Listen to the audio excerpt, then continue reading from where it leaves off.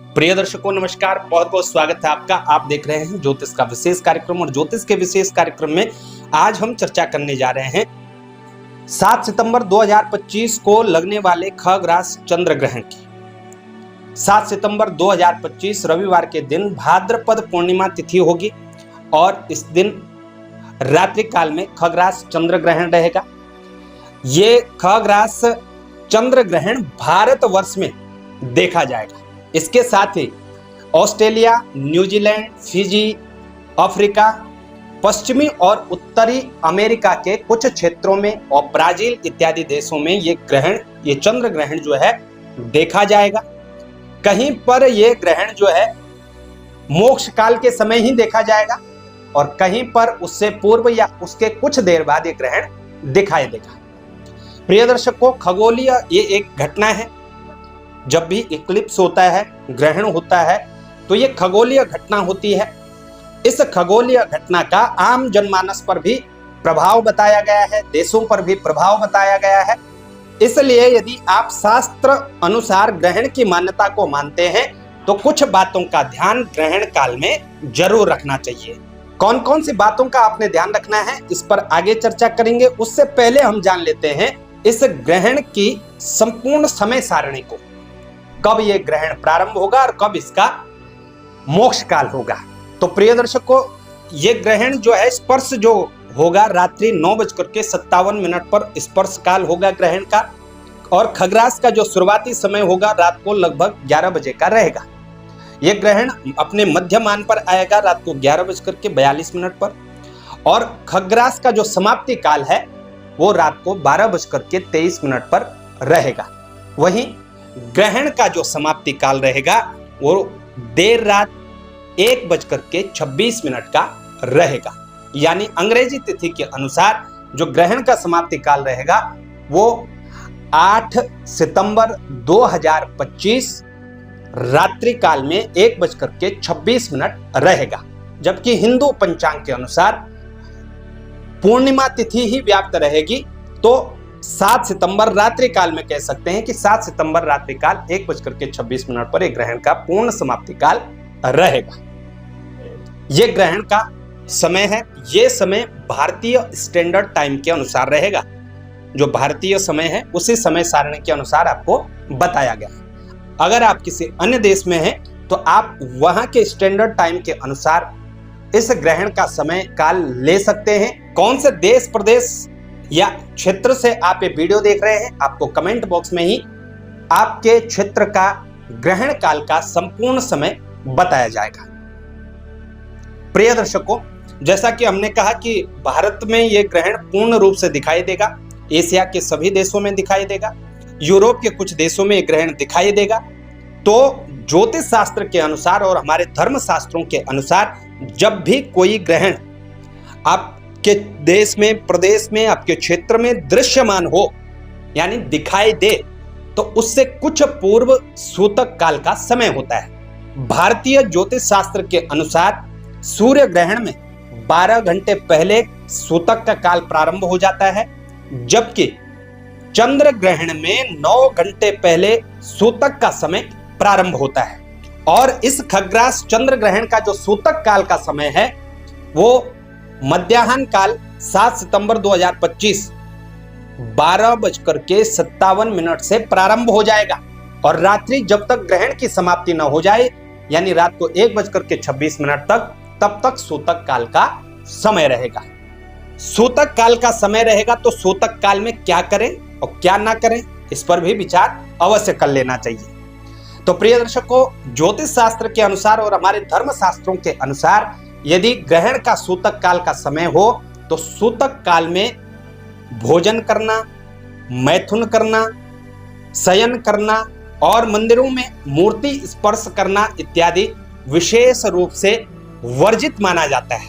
इन सब का निषेध है। ये सब कर्म नहीं करने चाहिए। भोजन नहीं करना चाहिए, शयन नहीं करना चाहिए, व्यर्थ का व्यंग नहीं करना चाहिए, मंदिरों में मूर्तियों को स्पर्श नहीं करना चाहिए और मैथुन क्रिया को भी ग्रहण काल में वर्जित माना गया है। लेकिन ध्यान रखें, सूतक का जो प्रभाव है, यदि आप फिट हैं, आप स्वस्थ हैं तो ही आप पर इसका प्रभाव होगा। और यदि आप वृद्ध हैं यानी बूढ़े हैं और आपसे सहन नहीं होती है, भूख सहन नहीं होती है, या आपको सोना ही पड़ेगा, आप किसी रोग से ग्रसित हैं, आपके छोटे छोटे बच्चे हैं, बालक बालिका हैं या गर्भ से हैं, तो आपको यथानुकूल भोजन करना चाहिए, अपने अनुसार भोजन ले लेना चाहिए। और आपकी जो मेडिसिन है वो मेडिसिन आप लेते हैं तो इसका कोई दोष, कोई प्रभाव आपके ऊपर नहीं होगा। एक और बात, हमारे ज्योतिष शास्त्र के अकॉर्डिंग विशेष रूप से जो गर्भ अवस्था में हैं उन सभी स्त्रियों को रात्रि काल में चंद्र दर्शन करने से बचना चाहिए। ज्योतिष शास्त्र के अनुसार यदि आप ग्रहण के सूर्य या चंद्र को देख लेते हैं तो आपके गर्भस्थ शिशु पर, आपके गर्भ पर ग्रहण की जो नकारात्मक ऊर्जा है उसका विशेष प्रभाव पड़ता है। तो इसलिए यदि आप गर्भ से हैं, कच्ची मानसिकता वाले हैं या रोगी हैं तो ग्रहण को देखने से परहेज जरूर करिएगा। प्रिय दर्शकों, कई लोग गुथा हुआ आटा, कटी हुई सब्जियां इत्यादि ये सब फ्रिज में रख देते हैं। तो यदि आप भी गुथा हुआ आटा, कटी हुई सब्जियां या बचा हुआ खाना फ्रिज में रख देते हैं और ग्रहण के बाद उसको खाएंगे तो उस भोजन पर भी, पके हुए भोजन पर भी सूतक इत्यादि का प्रभाव रहेगा। तो इसलिए ये गलती न करें। कटी हुई सब्जियां, गुथा हुआ आटा, बासी रखा हुआ खाना या खाने की जो भी चीजें हैं वो फ्रिज में रखने से परहेज करिएगा। हाँ, यदि आपने कोई सूखा भोजन है या वो दूध है, दही है, आपके यहाँ अचार है, मुरब्बा है, इन सब चीजों में जो है अगर आप छोटा सा कुश का तृण डाल देते हैं, यानी एक कुश घास होती है और इस कुशा घास का छोटा सा पत्ता अपने मुरब्बे, अचार, दूध, दही, घी इत्यादि में रख दें तो इसका प्रभाव, जो सूतक का प्रभाव है, सूतक के प्रभाव से ये सभी चीजें सुरक्षित रहेंगी। यहां तक कि शहरों में जो लोग रहते हैं वो पीने का पानी भी उनको पहले मंगवाना पड़ता है। तो आपातकाल स्थिति में पीने के जल में भी आप थोड़ा सा कुशा डाल दीजिएगा तो आप जो है सूतक इत्यादि के प्रभाव से बचे रहेंगे। सूतक काल में क्या करना चाहिए? तो सूतक काल में बिना मंदिर को स्पर्श किए हुए, मूर्तियों को स्पर्श किए हुए, यदि ठाकुर जी घर में तो उनका भोग नहीं लगाना है सूतक काल में। विशेष रूप से कई लोग भोग लगा देते हैं तो इस बात का विशेष ध्यान रखिएगा। यदि आपके घर में ठाकुर जी हैं या कोई भी देवी देवता हैं जिनको आप भोग लगाते हैं, सूतक काल में उन सब का भोग वर्जित होता है। आप आसन लेकर के किसी भी सुखासन में बैठ करके किसी भी मंत्र का जप कर सकते हैं बिना मूर्ति को स्पर्श किए हुए, मंदिर को स्पर्श किए हुए। मंत्र का जप करना अपने कल्याण के लिए, अपने उत्थान के लिए, अपने राष्ट्र की प्रगति के लिए, अपने ग्रहों की शांति के लिए, विशेष रूप से चंद्रमा, राहु, शनि और केतु, ये ग्रह यदि आपके पीड़ित हैं और इनकी दशा चल रही है और आप परेशान हैं तो इन सब की शांति हेतु आप स्वयं से जप कर सकते हैं। तो इनका जप करना या जप करवाना विशेष रूप से शुभ फल प्रदायी रहेगा। हाँ, जब हम जप करते हैं तो फिर रात्रि काल में जब मोक्ष काल होगा तो ग्रहण काल में रात्रि में स्नान करने का दोष नहीं होता है। तब आपको जब रात्रि में ग्रहण समाप्त हो जाएगा, सबसे पहले स्वयं स्नान करना है, फिर मंदिर को भी पूरी तरह धुल करके फिर आप और प्रातः काल फिर हवन इत्यादि करके उन ग्रहों से संबंधित दान जरूर करिएगा। तो ये ग्रहण का समय सारणी, सूतक का समय, सूतक काल में क्या करें क्या ना करें। अब बात करते हैं प्रिय दर्शकों, भाद्रपद पूर्णिमा के इस ग्रहण का लोक भविष्य क्या होगा। तो प्रिय दर्शकों, जब राहु चंद्र को ग्रसित करे तो चंद्र ग्रहण और जब सूर्य को ग्रसित करे तो सूर्य ग्रहण होता है, ये आप सब जानते हैं। तो जब भी राहु चंद्र की स्थिति हो, भाद्रपद माह के अनुसार अनेक देशों में और स्वदेश में भी, अपने देश में भी या अनेक देशों में उपद्रव की घटनाएं, प्राकृतिक प्रकोप अत्यधिक रूप से देखने को मिलते हैं और कहीं पर राजनीति में उठापटक व तख्ता पलट की स्थिति देखने को मिलती है।